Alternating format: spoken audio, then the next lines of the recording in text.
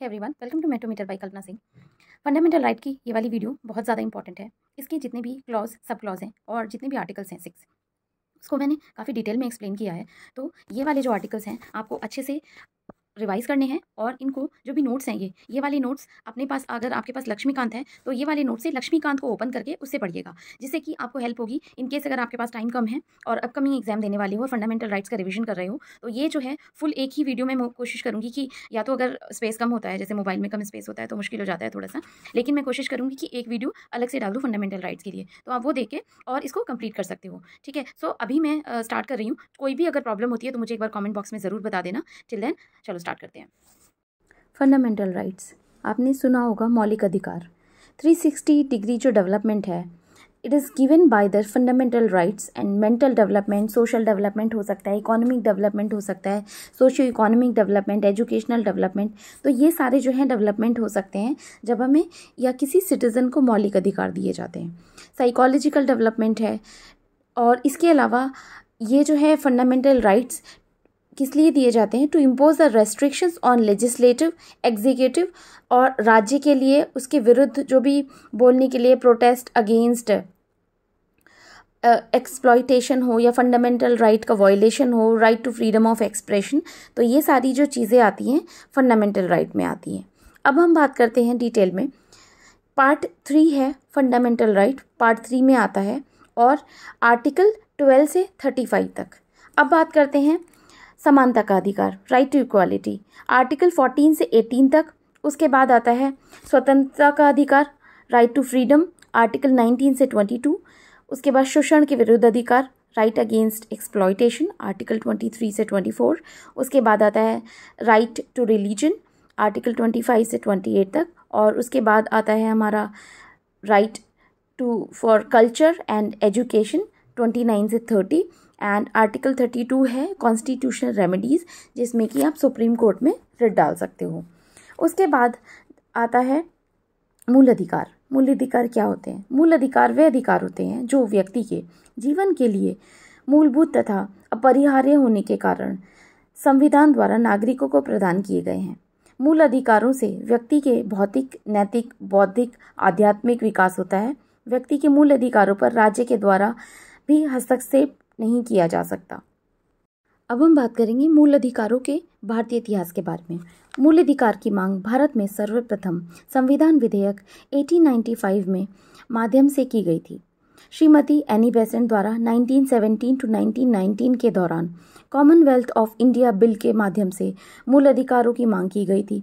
मोतीलाल नेहरू द्वारा 1928 BC में Nehru report के माध्यम से भारतीयों के लिए मूल अधिकारों की मांग की गई थी। तेज बहादुर सप्रू ने भी 1945 में संविधान के संबंध में प्रस्तुत रिपोर्ट में भारतीयों को मूल अधिकार दिए जाने की वकालत की थी। उसके बाद आता है संविधान सभा के द्वारा मूल अधिकार।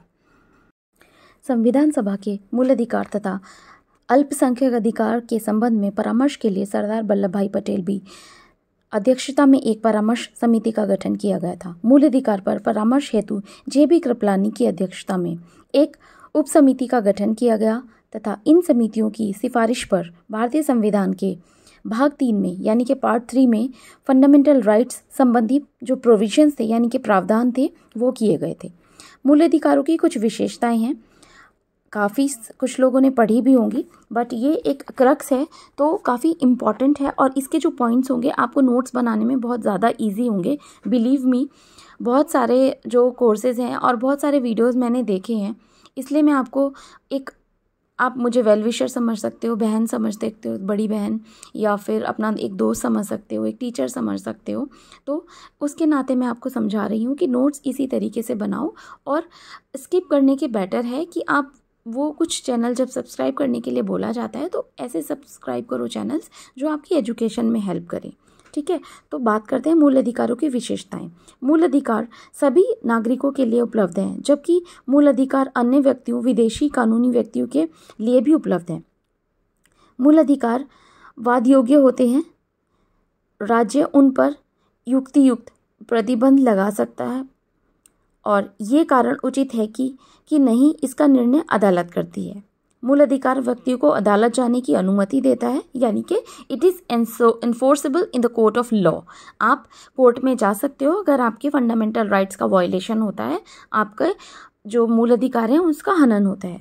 मूल अधिकार व्यक्तियों को अदालत जाने की अनुमति देते हैं जब भी इनका उल्लंघन होता है। मूल अधिकारों से पीड़ित व्यक्ति सीधे उच्चतम न्यायालय यानी कि सुप्रीम कोर्ट जा सकता है।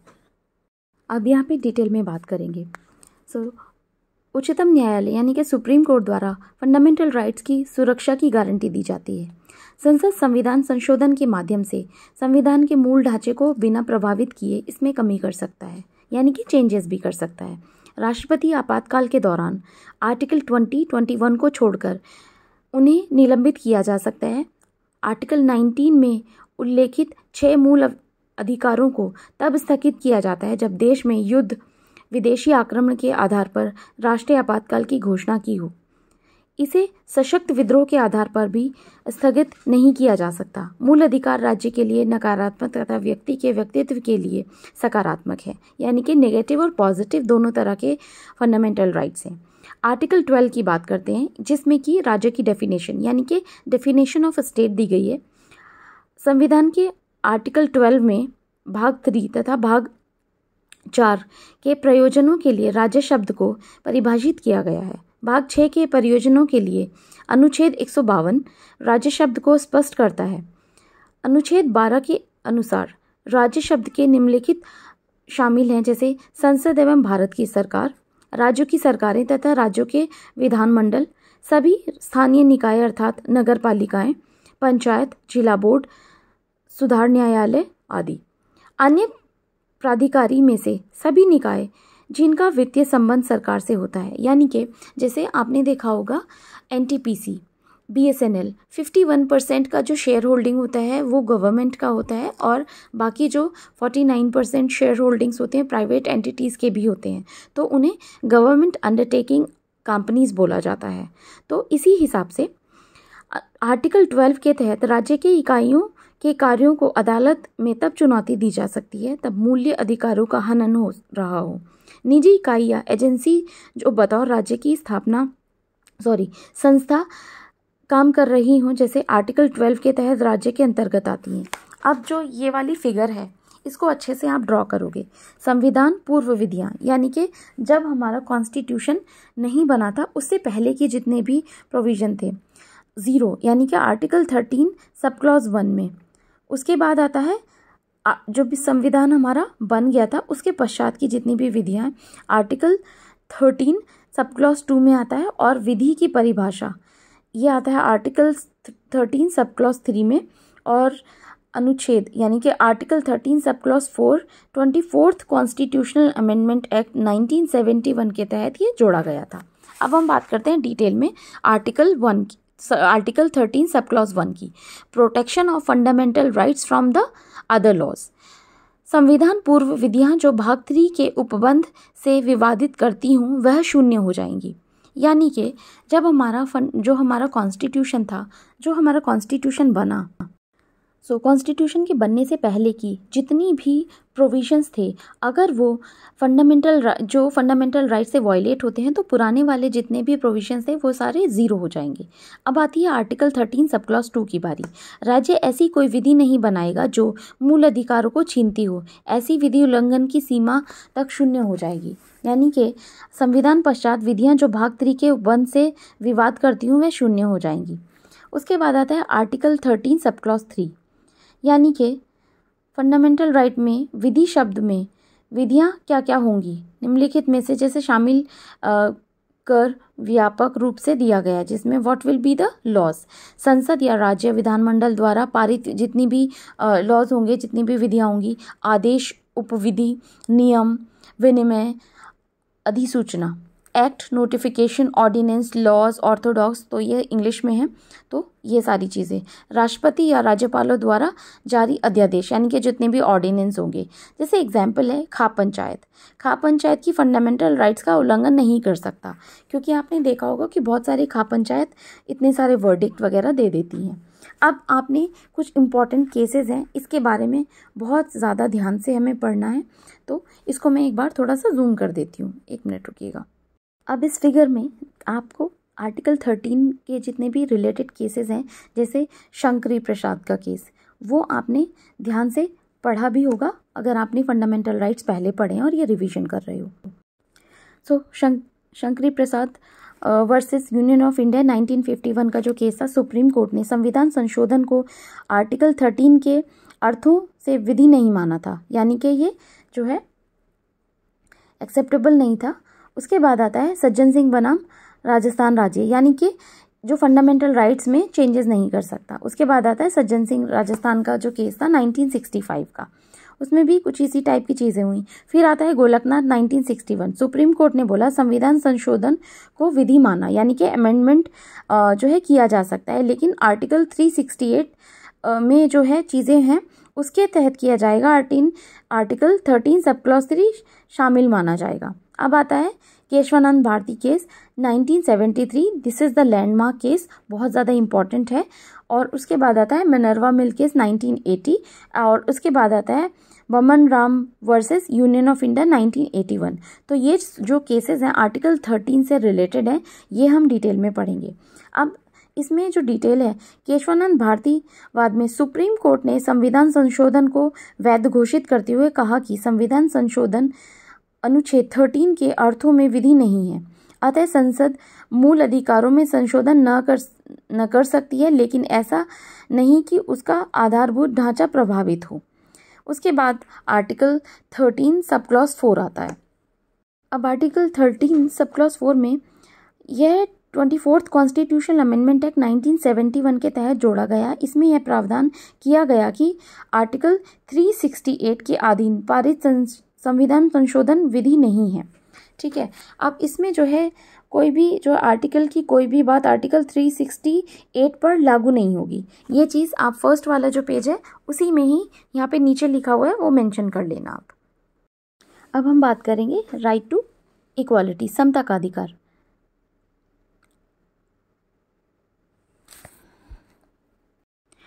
आर्टिकल 14 बात करता है विधि के समक्ष, यानी कि इक्वालिटी बिफोर लॉ। आर्टिकल 14 सब क्लॉज 1 बात करता है इक्वालिटी बिफोर लॉ। इंडिया में ज़्यादा फॉलो किया जाता है और विधि सर्वोच्च है। प्रोटेक्शन जैसे डिस्क्रिमिनेशन है, और इसका ध्यान रखना SC ST OBCs फीमेल्स के लिए जो भी डिस्क्रिमिनेशन है उस किसी भी आधार पर डिस्क्रिमिनेट नहीं किया जाएगा। अब उसके बाद आता है विधियों का समान संरक्षण। Article 14 sub clause 2 equal protection of law. उसके बाद आता है आर्टिकल 15, और आर्टिकल 15 इज डिवाइडेड इनटू 3 सब पार्ट्स, जिसमें राज्य। आर्टिकल 15 सब क्लॉज 1 धर्म, मूल वंश, जाति, लिंग, जन्मस्थान के आधार पर कोई जो है डिस्क्रिमिनेशन नहीं किया जाएगा।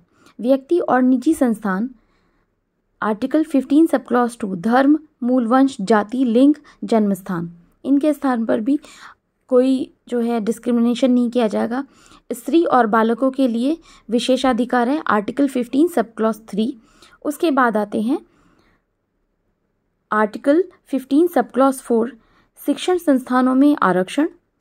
आर्टिकल 15 सब क्लॉज 4 बात करता है प्राइवेट शैक्षणिक संस्थानों में प्रवेश। आर्टिकल 15 सब क्लॉज 5 आर्थिक रूप से पिछड़े वर्गों के लिए शैक्षणिक संस्थान में आरक्षण। अनुच्छेद आर्टिकल यानी कि 15 सब क्लॉज 6। एंड ये जो अमेंडमेंट था 103वां कॉन्स्टिट्यूशनल अमेंडमेंट एक्ट के तहत इसको जोड़ा गया था। अब हम बात करेंगे आर्टिकल 17 की। आर्टिकल 17 बात करते हैं अनटचेबिलिटी, अस्पर्श्यता की, और स्पर्श्यता का अंत आर्टिकल 17 में है, ये एब्सोल्यूट है। और उसके बाद आता है आर्टिकल 18 उपाधियों का अंत, यानी कि जितनी भी टाइटल्स दिए गए थे अंग्रेज़ों के द्वारा वो सारे रिमूव कर दिए गए थे। ऑन द अदर साइड जितने भी एजुकेशन टाइटल्स थे जैसे डॉक्टर हुआ, कर्नल हुआ, उनको आप रिमूव नहीं कर सकते, अदरवाइज बाकी चीज़ें जो हैं प्रोहिबिट करी गई हैं। अब आर्टिकल 14 सब क्लॉज 1 की डिटेल में बात करते हैं। आर्टिकल 14 सब क्लॉज 1 विधि के समक्ष समता। विधि के समक्ष समता का विचार ब्रिटिश मूल का है, यानी कि इसमें कोई भी व्यक्ति विधि के ऊपर नहीं है, equal in the eyes of law. प्रत्येक व्यक्ति चाहे उसकी अवस्था या पद कुछ भी हो, देश की सामान्य विधि के अधीन और साधारण न्यायालयों की आधिकारिकता के भीतर होता है। जैसे अब किसी के पास पैसा भी है, आपने सलमान खान को देखा होगा, संजय दत्त को देखा होगा, और भी बहुत सारे जितने भी नोन फेसेस हैं उनको सज़ा मिलती ही है। और कोई भी जो प्रोसेस है जो कानून के आगे वो सबके लिए बराबर है, और चाहे कोई अमीर हो चाहे कोई गरीब हो, प्रत्येक व्यक्ति चाहे उसकी अवस्था कैसी भी हो, ये चीज़ हम बता चुके। विधि के समक्ष समता ब्रिटिश विधिशास्त्री प्रोफेसर डाइसी के विधि के शासन के समरूप है। आर्टिकल 14 सब क्लॉज 2 बात करता है विधियों के समान संरक्षण, इक्वल प्रोटेक्शन ऑफ लॉ। यह अवधारणा अमेरिका के संविधान से ली गई है और समान परिस्थिति वाले व्यक्ति को समान विधियों के अधीन रखना तथा उसे समान रूप से लागू करना। राज्य द्वारा जो भी विधियां बनाई जाएं उसमें विधि बिना किसी भेदभाव के सभी को समान संरक्षण देने का उपबंध होना चाहिए। आर्टिकल 14 के कुछ एक्सेप्शंस हैं, जैसे आर्टिकल 14 के निम्नलिखित एक्सेप्शंस हैं, जैसे आर्टिकल 361 के तहत राष्ट्रपति या राज्यपाल अपने कार्यकाल के दौरान किए गए किसी कार्य या लिए गए किसी निर्णय के प्रति देश के किसी भी न्यायालय में जवाबदेही नहीं रखते, यानी कि उनके डिसीजन पे आप जो है कोर्ट में उनके ऊपर केस नहीं कर सकते हो। उसके बाद बात आती है सेकंड पॉइंट की। आर्टिकल 361 के तहत राष्ट्रपति या राज्यपाल के कार्यकाल के दौरान किसी न्यायालय द्वारा गिरफ्तारी, कारावास या दैनिक कार्यवाही चालू नहीं की जा सकती है। आर्टिकल 361 के तहत थर्ड पॉइंट है, यह प्रावधान किया गया है कि कोई व्यक्ति संसद या राज्य विधानसभा के दोनों सदनों में से किसी एक की सत्य कार्यवाही से संबंधित विषय वस्तु का प्रकाशन करता है तो उस पर देश के किसी भी न्यायालय में दीवानी या फौजदारी मुकदमा नहीं चलाया जा सकता है। आर्टिकल 194 इसके अकॉर्डिंग राज्य के विधानमंडल के किसी सदस्य द्वारा कही गई किसी बात या दिए गए किसी मत के संबंध में उसके विरुद्ध न्यायालय में कोई कार्यवाही नहीं की जाएगी। आर्टिकल 105 बात करता है, इसके अनुसार संसद में या उसकी किसी समिति में से किसी सदस्य के द्वारा कही गई बात या दिए गए मत के संबंध में उसके विरुद्ध किसी न्यायालय में कोई कार्यवाही नहीं की जाएगी। आर्टिकल 15 द्वारा प्रदत्त मूल अधिकार केवल नागरिकों के लिए हैं। और उसके बाद आर्टिकल 15 सब क्लॉज 1 के अनुसार राज्य इन 5 आधारों धर्म, जाति, मूलवंश, लिंग और जन्म स्थान के आधार पर विभेद नहीं कर सकता है। आर्टिकल 15 सब क्लॉज 2 बात करता है, और ये इम्पॉर्टेंट भी है काफ़ी। आर्टिकल 15 सब क्लॉज 2 के तहत यह वर्णन किया गया है कि नागरिक अथवा कोई निजी संस्थान धर्म, जाति, मूलवंश, लिंग, जन्मस्थान के आधार पर दुकानों, सार्वजनिक भोजनालयों, होटलों, सार्वजनिक मनोरंजन के स्थानों पर प्रवेश के लिए नहीं रोका जाएगा। क्योंकि आपने देखा होगा, आपने अगर कुछ इम्पॉर्टेंट मूवीज़ हैं जो कि आपको देखनी चाहिए, गांधी, डॉक्टर BR अम्बेडकर और विवेकानंद, ये जो मूवीज़ हैं बहुत सारी जिस्ट देती हैं हमें। और UPSC का अगर हम एग्ज़ाम दे रहे हैं, सिविल सर्विसेज का, कोई भी स्टेट PCS, तो कुछ मूवीज़ हैं, कुछ इंपॉर्टेंट मूवीज़ जो कि मैं आपको एक अलग से वीडियो बना दूंगी जिसमें ये मूवीज़ देखनी चाहिए हमें। तो हमें पता चलता है, जो विजुअल्स होते हैं वो काफ़ी ईजीली समझा पाते हैं। उसके बाद हम बात करते हैं, क्योंकि जैसे आपने देखा होगा कि डॉक्टर BR अम्बेडकर के साथ क्या सुलूक किया जाता था, और जितने भी अनटचेबल्स हैं, तो ये जो क्लॉज हैं और जितनी भी अनटचेबिलिटी से कि पानी नहीं पीने दिया जाता था कुएं वगैरह से, तो ये क्लॉज जो है उससे रिलेटेड है। इसके अतिरिक्त पूर्णतः या अंशतः राज्य निधि में पोषित या साधारण जनता के प्रयोग के लिए समर्पित तालाबों, स्नान घाटों, कुओं आदि में प्रवेश के लिए नहीं रोका जाएगा। आर्टिकल 15 सब क्लॉज 3 इसके अनुसार राज्य को यह अनुमति दी जाती है कि यह स्त्रियों और बच्चों के लिए उनकी विशेष स्थिति के आधार पर कुछ विशेष प्रावधान कर सकता है। आर्टिकल 15 सब क्लॉज 4 बात करता है, चंपकम दोराई राजन वर्सेस यूनियन ऑफ इंडिया 1951 का जो केस था, इसके मामले में सुप्रीम कोर्ट द्वारा दिए गए निर्णय के प्रभाव को समाप्त करने के लिए संविधान सभा ने प्रथम संविधान संशोधन 1951 के तहत आर्टिकल 15 सब क्लॉज 4 को जोड़ा गया। इसके द्वारा राज्य सामाजिक और शैक्षणिक रूप से पिछड़े हुए नागरिकों, अनुसूचित जाति जनजाति के लिए शिक्षण संस्थानों में आरक्षण का जो प्रावधान है वो कर सकती है। आर्टिकल 15 सब क्लॉज 5 बात करता है, इसमें राज्य को सामाजिक और शैक्षणिक दृष्टि से पिछड़े वर्गों, अनुसूचित जातियों और अनुसूचित जनजातियों के संबंध में विशेष उपबंध करने की शक्ति दी गई है। अब इसमें आगे आता है, इस अनुच्छेद के माध्यम से निजी शैक्षणिक संस्थानों में छात्रों के प्रवेश के लिए स्थानों के आरक्षण का प्रावधान किया गया है।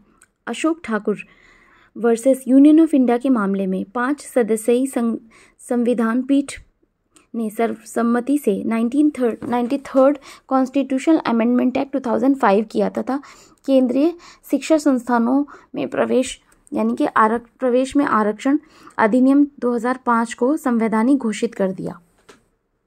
अब यहाँ पे आर्टिकल 15 सब क्लॉज 6 बात करता है, इसे 103 कॉन्स्टिट्यूशनल अमेंडमेंट एक्ट 2019 के द्वारा जोड़ा गया है। इस अनुच्छेद आर्थिक रूप से कमज़ोर वर्ग को सभी शैक्षणिक संस्थानों में प्रवेश के लिए बनाया गया है, फिर चाहे राज्य द्वारा एडेड हो या अनएडेड हो। यानी कि आप गवर्नमेंट से अगर जो सपोर्ट है ले रहे हो, फाइनेंशियल सपोर्ट या नहीं, बट ये देना होगा। यह संशोधन उन लोगों को आरक्षण देने के लिए किया गया है जो आर्टिकल 15 सब क्लॉज 5 और आर्टिकल 15 सब क्लॉज 4 में शामिल नहीं हैं, यानी कि इकोनॉमिक वीकर सेक्शन। उसके बाद आता है आर्टिकल 16। यह आर्टिकल लोक नियोजन में अवसर की समता की प्रत्याभूति प्रदान करता है, यानी कि जो एम्प्लॉयमेंट है गवर्नमेंट एम्प्लॉय उसमें रिजर्वेशन। आर्टिकल 16 सब क्लॉज 1 बात करता है, इसके अनुसार राज्य के अधीन किसी पद पर नियोजन अथवा नियुक्ति के संबंध में सभी नागरिकों को समान अवसर प्रदान होंगे। आर्टिकल 16 सब क्लॉज 2 बात करेगा, राज्य, धर्म, जाति, मूल वंश, लिंग, जन्मस्थान, वंशक्रम और निवास स्थान के आधार पर किसी भी नागरिक से भेदभाव नहीं करा जाएगा। आर्टिकल 16 सब क्लॉज 3 बात करता है, संसद को यह शक्ति प्रदान करता है कि यह विधि द्वारा किसी राज्य को कुछ स्थानीय सेवाओं में नियुक्ति के लिए उस राज्य में निवास की शर्त आरोपित कर सकती है। इस शक्ति का उपयोग करते हुए संसद ने लोक नियोजन निवास विषयक अपेक्षा अधिनियम 1957 पारित करके आंध्र प्रदेश, हिमाचल प्रदेश, मणिपुर और त्रिपुरा संघ राज्य क्षेत्र में कुछ पदों और सेवाओं हेतु निवास की शर्त लागू किया। यह अधिनियम 1974 में समाप्त हो गया। 1964 इसके अनुसार राज्य ऐसे पिछड़े वर्गों के लिए जिनका प्रतिनिधित्व राज्य की सेवाओं में पर्याप्त नहीं है, क्योंकि बैकवर्ड जो है इकोनॉमिकली भी है और कोई एजुकेशनली बैकवर्ड भी है, सोशली बैकवर्ड है, तो उसके लिए जो है ये प्रोविज़न बनाया गया। आरक्षण का प्रावधान कर सकता है। बालाजी के मामले में केवल जाति को पिछड़ेपन के निर्धारण का आधार मानने से इनकार कर दिया गया था। मंडल आयोग यानी कि मंडल कमीशन 1979 में भारत सरकार द्वारा द्वितीय पिछड़ा वर्ग आयोग का गठन संसद सदस्य बीपी मंडल की अध्यक्षता में किया गया था। अब ये जो फिगर है इसको थोड़ा सा देख लेते हैं, इससे आपको चीज़ें समझ में आ जाएंगी इसीलिए। जैसे आर्टिकल 15 है, आर्टिकल 15 जो 15 सब क्लॉज 1 बात करता है रेस, कास्ट, रिलीजन, तो ये जो है डायग्रामेटिक रिप्रेजेंटेशन है। आर्टिकल 15 सब क्लॉज 2 और सब क्लॉज 3 अलग अलग हैं, तो ये जो है आप डायग्रामेटिक रिप्रेजेंटेशन से इस तरीके, क्योंकि ये ऑलरेडी मैं थ्योरी में समझा चुकी हूँ तो टाइम वेस्ट करने का कोई फ़ायदा नहीं है। आप इसको इसी तरीके से बनाओगे और उसके बाद जो कॉन्स्टिट्यूशनल अमेंडमेंट एक्ट जो सबसे नीचे दिए गए हैं ये भी याद रखने हैं। आर्टिकल 15 सब क्लॉज 4 जो है 1951 में ऐड हुआ था फर्स्ट कॉन्स्टिट्यूशनल अमेंडमेंट एक्ट के थ्रू, और जो है आर्टिकल 15 सब क्लॉज 5 2005 में ऐड हुआ था 93rd कॉन्स्टिट्यूशनल अमेंडमेंट एक्ट के थ्रू, और आर्टिकल 15 सब क्लॉज 6 जो ऐड हुआ है 103 कॉन्स्टिट्यूशनल अमेंडमेंट एक्ट 2019 के थ्रू। तो ये जो था इम्पॉर्टेंट है, इसको आप अपनी कॉपी में नोट कर लेना। यही रिप्रेजेंटेशन 16 के साथ भी किया गया है, तो इसको भी आप अच्छे से कर लेना नोट, क्योंकि इसमें जो रिप्रेजेंटेशन है और कुछ इंपॉर्टेंट पॉइंट्स हैं वो आपको देखने हैं, जैसे रिलीजन, कास्ट और रेस वगैरह की वजह से प्राइवेट जो भी इंडस्ट्री जो है डिस्क्रिमिनेट नहीं कर सकती हैं। और जो जैसे तेलंगाना के लिए आर्टिकल 371D ऐड किया गया था 32nd कॉन्स्टिट्यूशनल अमेंडमेंट एक्ट 1973 में, और उसके अलावा article 16 sub clause 4 77th constitutional amendment act 1995 के थ्रू ऐड किया गया है, जिसमें कि reservation OBC according to that state उसकी सेवाओं में उचित प्रतिनिधित्व नहीं है अगर किसी भी कास्ट का या किसी भी जो है कम्युनिटी का, उसके लिए। अब हम बात करेंगे नेक्स्ट। अब इसमें आयोग ने अपनी रिपोर्ट 1980 में प्रस्तुत की, जिसमें 3743 जातियों की पहचान की जो कि सामाजिक एवं शैक्षणिक आधार पर पिछड़ी थी। आयोग के अनुसार जाति की एक सामाजिक वर्ग है यदि वह सामाजिक और शैक्षणिक रूप से पिछड़ा है तो आर्टिकल 16 सब क्लॉज 4 के तहत पिछड़ा वर्ग होगा। आर्टिकल 16 सब क्लॉज 4A इसे 77th कॉन्स्टिट्यूशनल अमेंडमेंट एक्ट 1995 के द्वारा जोड़ा गया था। यह संशोधन इंदिरा साहनी के प्रकरण में न्यायालय के निर्णय के प्रभाव को समाप्त करने के लिए किया गया था। इस संशोधन के तहत राज्य को यह शक्ति दी गई है कि वह अनुसूचित जाति, अनुसूचित जनजातियों के लिए प्रोन्नति में आरक्षण की व्यवस्था कर सकता है यदि उसकी राय में राज्य के अधीन की सेवाओं में इन वर्गों का पर्याप्त प्रतिनिधित्व नहीं है, यानी कि प्रॉपर रिप्रेजेंटेशन नहीं है पर्टिकुलर कम्युनिटीज़ का, तो उनको रिजर्वेशन दिया जाएगा आफ्टर द अपॉइंटमेंट, यानी कि प्रमोशंस में। अब बात आती है आर्टिकल 16 सब क्लॉज 4A की। इसमें 81st कॉन्स्टिट्यूशनल अमेंडमेंट एक्ट 2000 में के तहत जोड़ा गया था। इसके द्वारा यदि किसी वर्ष आरक्षित स्थानों में से कुछ स्थान नहीं भरे गए हैं या स्थान भरे नहीं जा सकते हों तो ऐसे बकाया आरक्षित स्थानों को एक अलग वर्ग माना जाएगा तथा उसे अलग वर्षों में एक अलग श्रेणी के रूप में भरा जा सकता है और इसे 50% जो रिजर्वेशन है आरक्षण की अधिकतम सीमा का उल्लंघन नहीं माना जाएगा, चाहे भले ही यह 50% की सीमा को से बढ़ जाए। इसे ही अग्रनयन के नियम यानी कि कैरी फॉरवर्ड रूल कहते हैं। आर्टिकल 16 सब क्लॉज 5 बात करता है, यह राज्य को यह शक्ति देता है कि किसी धर्म या सांप्रदायिक संस्था के किसी पदाधिकारी या सदस्य के रूप में किसी विशिष्ट धर्म या संप्रदाय के लोगों को नियुक्त कर सकता है। आर्टिकल 16 सब क्लॉज 6 इसे 103rd कॉन्स्टिट्यूशनल अमेंडमेंट एक्ट 2019 के तहत जोड़ा गया। उच्च जातियों के कुछ परिवार ऐसे हैं जिनकी आर्थिक स्थिति बहुत खराब है।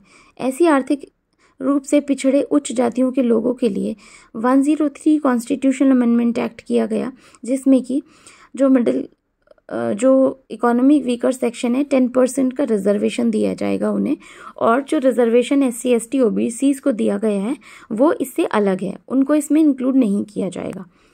आर्टिकल 17 बात करता है अनटचेबिलिटी की, अस्पृश्यता का अंत किया जाता है इसमें। इस अनुच्छेद के द्वारा अस्पृश्यता को समाप्त करने की व्यवस्था और किसी भी रूप में इसका आचरण निषिद्ध यानी कि प्रोहिबिटेड है। संविधान का अनुच्छेद 35 संसद को अस्पृश्यता के संबंध में विधि बनाने की शक्ति प्रदान करता है। संसद द्वारा इस शक्ति का प्रयोग करते हुए 1955 में अधिनियम पारित किया गया था। अस्पृश्यता यानी कि अनटचेबिलिटी एक्ट 1955। इस अधिनियम का उल्लंघन करने पर 6 मंथ का जो जेल होती है या फिर 500 रुपये का दंड अथवा दोनों शामिल हैं। इस अधिनियम के तहत किसी व्यक्ति को सार्वजनिक पूजा स्थान प्रवेश से रोका या कहीं पर पूजा से रोकना अपराध माना जाएगा। किसी व्यक्ति को सार्वजनिक उपासना के किसी स्थल में उपासना या प्रार्थना करने के लिए निवारित करना इस अधिनियम के तहत अपराध है। किसी दुकान, सार्वजनिक मनोरंजन स्थान, होटल, जलाशय, नल के स्रोत, मार्ग, शमशान या अन्य स्थान पर प्रवेश के लिए रोकना इस अधिनियम के तहत दंडनीय अपराध है। इस अधिनियम का 1976 के नाम बदलकर सिविल अधिकार संरक्षण अधिनियम 1955 कर दिया गया है। सिविल अधिकार संरक्षण अधिनियम 1976 इस अधिनियम के अंतर्गत अनटचेबिलिटी के अपराध के अंतर्गत निम्नलिखित तथ्य भी शामिल कर दिए गए हैं। अनुसूचित जाति के किसी व्यक्ति का अस्पृश्यता यानी कि अनटचेबिलिटी के आधार पर अपमान करना दंडनीय अपराध है। इतिहास, दर्शन या धर्म या जाति के आधार पर या अन्य किसी आधार पर अस्पृश्यता को न्यायोचित ठहराना प्रत्यक्ष या अप्रत्यक्ष रूप से अस्पृश्यता का उपदेश देना। इस अधिनियम के तहत जो व्यक्ति देशद्रोह सिद्ध होता है तो उसे संसद या राज्य विधानमंडल में चुनाव के लिए अयोग्य करार देने की व्यवस्था की गई है।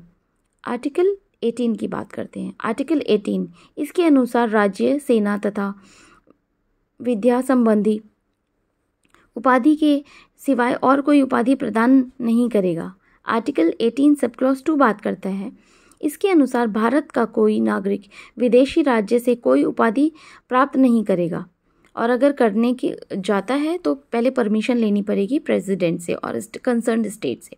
सो आर्टिकल 18 सब क्लॉज 3 बात करता है। इसके अनुसार ऐसा विदेशी व्यक्ति जो भारत में कोई लाभ या विश्वास का पद धारण करता है तो ऐसे व्यक्ति किसी विदेशी राज्य में कोई उपाधि राष्ट्रपति की सहमति से ही ग्रहण करेगा, अन्यथा नहीं। आर्टिकल 18 सब क्लॉज 4 इसके अनुसार कोई भी व्यक्ति जो भारत में किसी लाभ या विश्वास के पद पर है किसी विदेशी राज्य से कोई भेंट, उपाधि या पद राष्ट्रपति की अनुमति के बिना ग्रहण नहीं करेगा।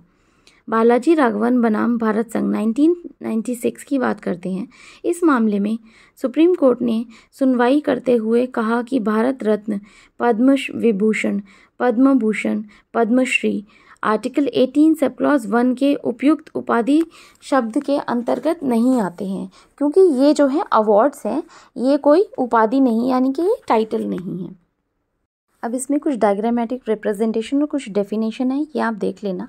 जैसे क्रीमी लेयर, ओबीसी की नॉन क्रीमी लेयर, या SC STs के लिए जो भी है, इकोनॉमिक वीकर सेक्शन के लिए जो भी चेंजेस हैं, caste system is not credited bye God. तो ये जो भी चीज़ें हैं ये आप एक बार पढ़ लेना।